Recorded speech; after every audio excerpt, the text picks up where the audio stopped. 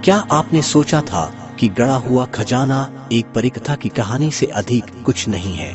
तो हम आपको बता देते हैं दोस्तों, सोने से लेकर रत्नों, तांबे से लेकर संभवतः रानी के गहनों तक हर देश के पहाड़ों, खाड़ियों और महासागरों में बहुत सारी अत्यंत मूल्यवान वस्तुएं छिपी हुई हैं। स्वागत है दोस्तों हमारे इस नए वीडियो में, जहां हम आपको कुछ ऐसी जगहों के बारे में बताएंगे जहां जाने से आपको जरूर कुछ तो मिल जाएगा जो आपकी किस्मत बदल सकता है।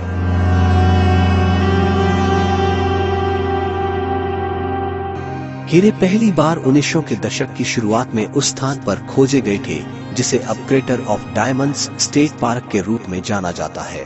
वाणिज्यिक खनन के असफल प्रयासों के बाद ग्रामीण दक्षिण पश्चिमी अरकानसस का खजाना 900 एकड़ का पर्यटक आकर्षण बन गया। 1950 के दशक में लोगों की दिलचस्पी तब बढ़ी जब 15 कैरेट के एक पत्थर की खोज की गई जिसे बाद में स्टार ऑफ अरकानसास नाम दिया गया। आज पार्क के बीच में 37 एकड़ का जुता हुआ खेत हीरे की खोज के केंद्र के रूप में कार्य करता है। क्रेटर ऑफ डायमंड्स के राज्य पार्क बनने के बाद से 29,000 से अधिक हीरे पाए गए हैं।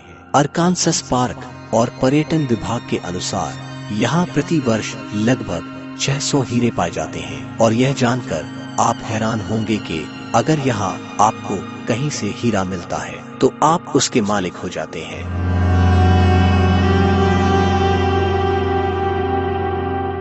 अमेरिका की सबसे अजीब खजाने की कहानियों में से एक में सिफर की एक श्रृंखला शामिल है जो कथित तौर पर वर्जीनिया के बेडफोर्ड में दफन खजाने के ठिकाने को बताती है।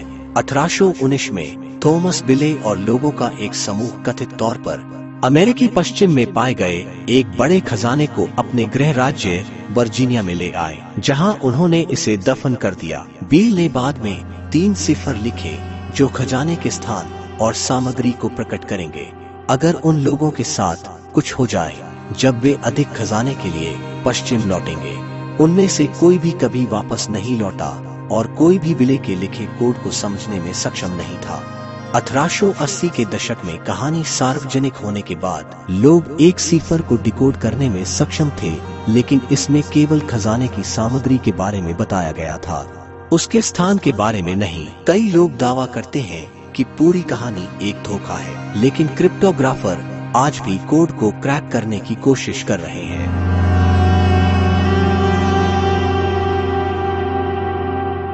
जेड एक अर्ध कीमती रत्न है जो अक्सर हरे रंग का होता है।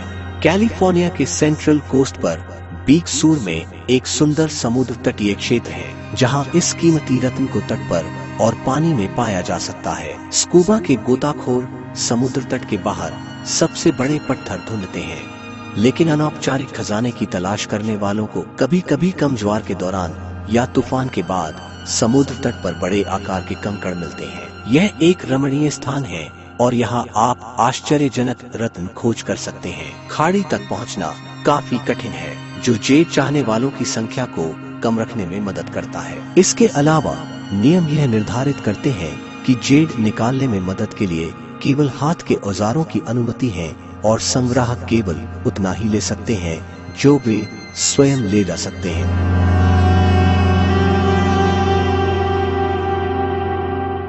गोल्ड रश युग के भविष्यवक्ताओं के लिए ओबर्न एक प्रमुख गंतव्य था। सन 1848 में वहां सोने की खोज के बाद हजारों खनिक इस क्षेत्र में आए। ओबर्न का पुनर्स्थापित पुराना शहर 19वीं सदी के इस सुनहरे दिनों की याद दिलाता है। एक सदी से भी अधिक समय के बाद सोने की बढ़ती कीमतों और आधुनिक सोने के खनिकों के कारनामों का अनुसरण करने वाले टीवी शो से प्रेरित होकर सोने की तलाश करने वाले अब ओबर्न लौट आए हैं। ओबर्न के कई नए भविष्यवक्ता ओबर्न राज्य मनोरंजन क्षेत्र में अमेरिकी नदी के किनारे सोने की तलाश में हैं। कुछ लोग मेटल डिटेक्टरों का उपयोग करके अपनी संभावनाएं बढ़ाते हैं। मनोरंजन क्षेत्र कार्यालय ने भविष्यवक्ताओं के लिए नियमों की एक सूची प्रकाशित की है। पेन ही एकमात्र उपकरण है जिसकी अनुमति है। निष्कर्षों को लाभ के लिए नहीं बेचा जाना चाहिए और कोई भी प्रतिदिन 15 पाउंड से अधिक खनिज सामग्री एकत्र नहीं कर सकता है। अतीत में लोगों को वास्तव में प्राइवेट माइनिंग कंपनी से सोना लेने और अतिक्रमण करने के आरोप में गिरफ्तार किया गया है।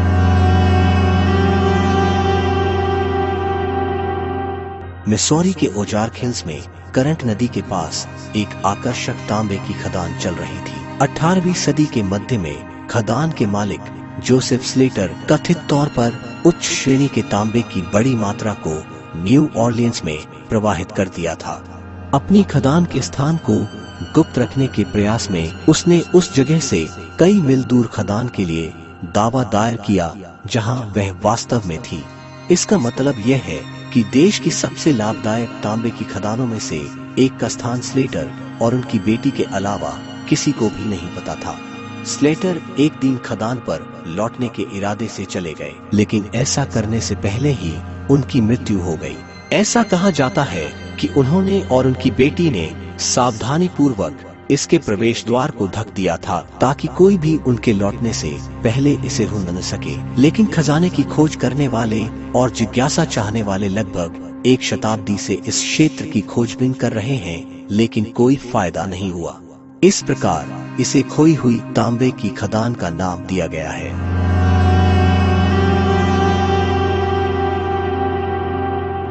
ऐसा माना जाता है कि अमेरिका में सबसे बड़ा शेष बचा हुआ खजाना फ्लोरिडा के अटलांटिक तट के किनारे कहीं मौजूद है। सैकड़ों सोने के सिक्कों जैसी छोटी छोटी खोजों से ब्रेड क्रम्ब का एक प्रकार का निशान बना है, जिससे पता चलता है कि सैन मिगुएल एक स्पेनिश खजाना जहाज जो सन 1715 में अमेलिया द्वीप के पास खो गया था। जहाज में सोना और अन्य मूल्यवान वस्तुएं थी, संभवतः रानी के गहने, जिनके बारे में अमेलिया रिसर्च एंड रिकवरी का कहना है कि आज उनकी कीमत $2 बिलियन तक हो सकती है। सैन मिगुएल के साथ स्पेनिश कार्गो बेड़े का हिस्सा रहे अन्य जहाजों के टुकड़े मिलने के बावजूद अभी तक किसी को भी संदिग्ध अरबों डॉलर का संपत्ति नहीं मिला है। एक बचाव कंपनी क्वींस ज्वेल्स के पास जहाज के मलबे वाली साइट के अधिकार है और हर गर्मियों में 2 दर्जन से अधिक उपठेकेदार इसके साथ साइट की खोज करने के लिए साइन अप करते हैं।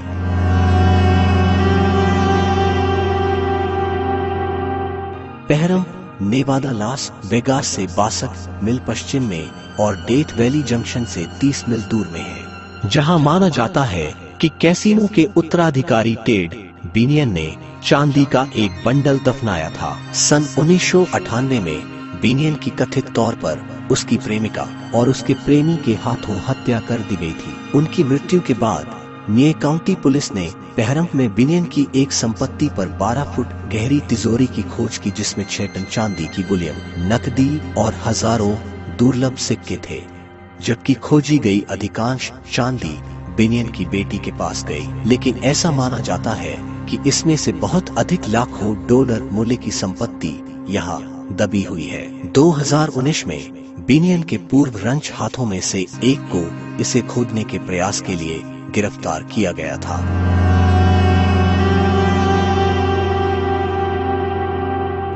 डच शुल्ट्ज उर्फ आर्थर फ्लेगेनहाइमर 20 के दशक के दौरान न्यूयॉर्क शहर में एक प्रसिद्ध अपराध सरगना था। उसने अवैध शराब, अवैध लॉटरी और अन्य आपराधिक गतिविधियों से संपत्ति बनाई। जब उन पर कर चोरी का मुकदमा चलाया जा रहा था, तो शुल्ट्ज ने कथित तौर पर अपनी संपत्ति का कुछ हिस्सा कैट्सकील पर्वत में एक गुप्त स्थान पर छिपा दिया था।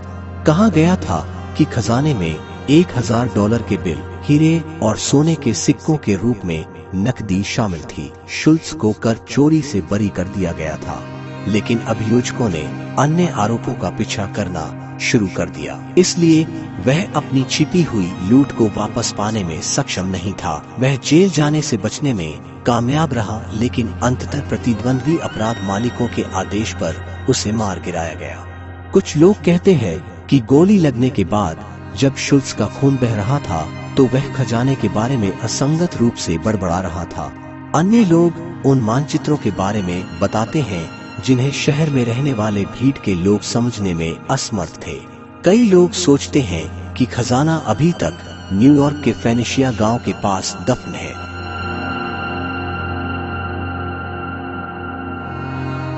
आपको कहां जाके अपनी किस्मत आजमाना है, कमेंट बॉक्स में जरूर लिखें। तो चलिए दोस्तों, इसके साथ हम आपसे विदा लेते हैं। ऐसी एक अनोखी वीडियो के साथ जल्द ही आपसे मुलाकात होगी।